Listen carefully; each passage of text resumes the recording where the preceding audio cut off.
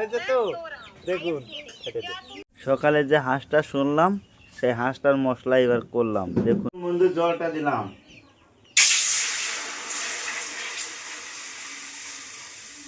এবার মাংসটা দিলাম, সেই যে হাঁসটা ছুলেছিলাম সেই মাংসটা দেখুন, এরকম ডিম।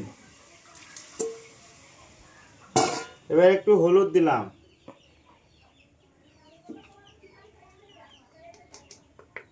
দিয়ে এবার ঢেকে দিলাম।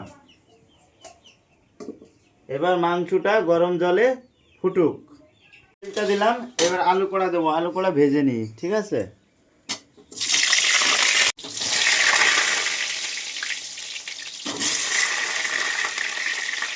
করে হবে,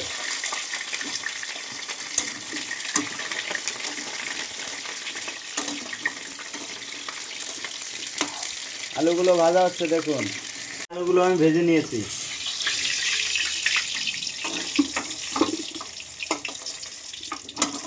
আমি জিরে গুঁড়ো দিচ্ছি তেলের ভিতর, এবার তেজপাতা গুঁড়ো দিচ্ছি,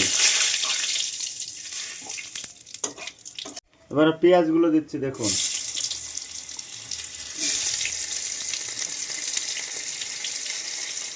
দেখুন বন্ধু, পেঁয়াজগুলো পুরো লাল লাল করে একটু ভেজে নেই, পরে আবার তোমাদের দেখাবো। বন্ধু, যে মশলাটা আমি তোমাদের দেখিয়েছিলাম সেই মশলাটা এবার দিয়ে দিলাম। সেই মশলাটার ভিতর টমেটোগুলো ছেড়ে দিচ্ছি, ছেড়ে দিয়ে একটু কষাই করে পরে আবার তোমাদের দেখাবো, ঠিক আছে। কিন্তু সেই মশলাটা কষা কষা হয়ে গেছে, তেল ছেড়ে দিয়েছে মশলার থেকে, ঠিক আছে। এবার সেই সেদ্ধ মাংসটা দিয়ে দেবো এর ভিতরে দেখুন।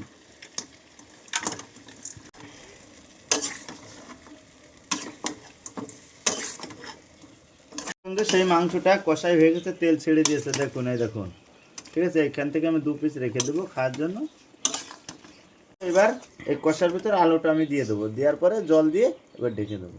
দেখুন বন্ধু, সেই হাঁসের মাংসটা আমি খেয়ে তোমাদের দেখাচ্ছি।